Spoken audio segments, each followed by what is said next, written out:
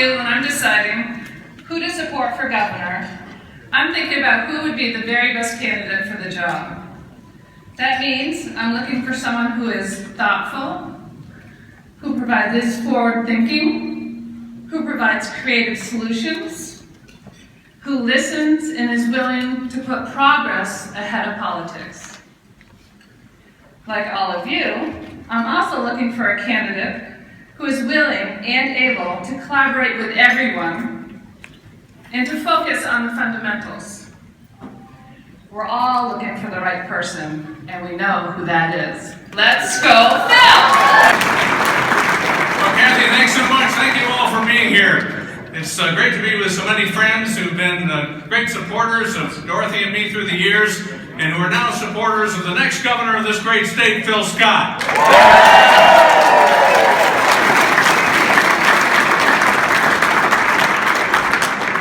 We first met Phil when he was running for his first term in the state senate, which was my last campaign for state treasurer. And immediately I could see that he was a man of great character. Phil wasn't a politician. He'd never been involved in political campaigns before. He was a small business owner. But he understood that what happens in Montpelier affects the small business people of our state. I worked closely with Phil during my time in office. He shared my commitment to ensure that Vermont's the best place on the planet to live, to work, and to raise our families. He shared my resolve to ensure that this is an affordable place to live. He shared my goal to make sure that our kids and grandkids and generations to come can have hope and opportunity in the state that we love. Phil is one of the most respected people under the Golden Dome.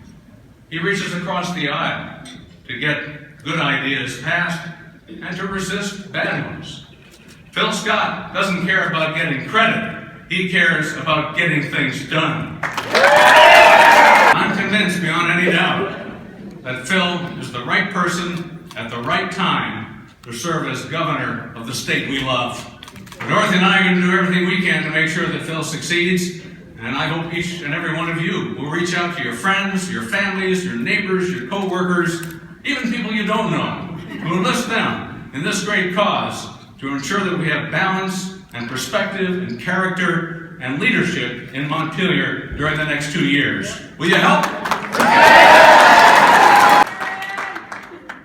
And now, please join me in welcoming my son and Vermont's next governor, Phil Scott.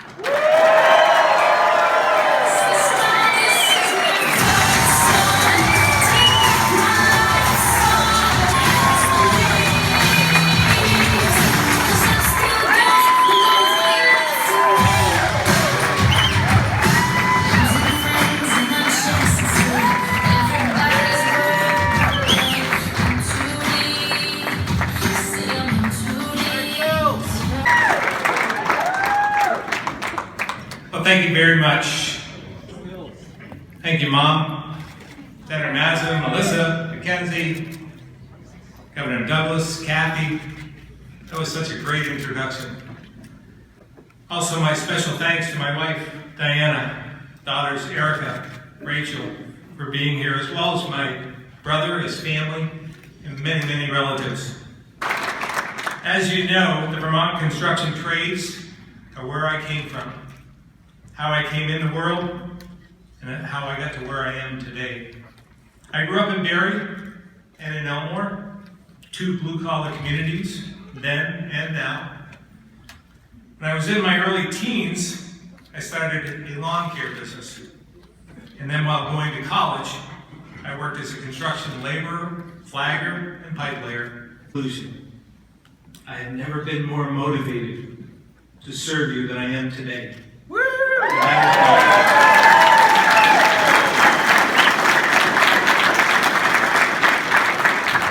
And that is why I'm running for governor in 2016.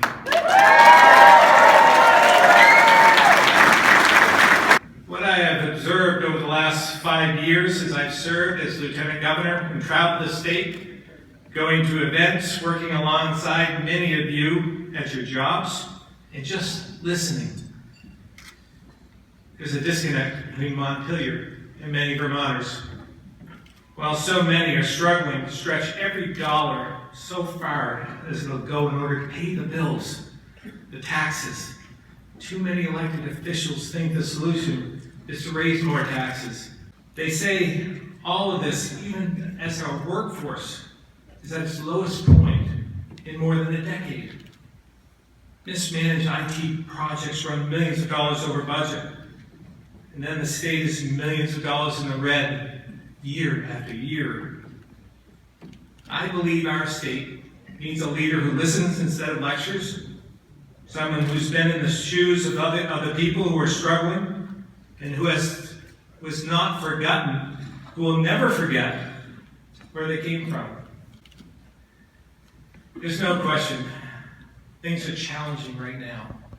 In fact, some folks have said the state's economy is struggling so much that the next governor could easily spend their entire administration reforming state government and getting us back to the fiscal fundamentals. If that's the case, that's okay with me.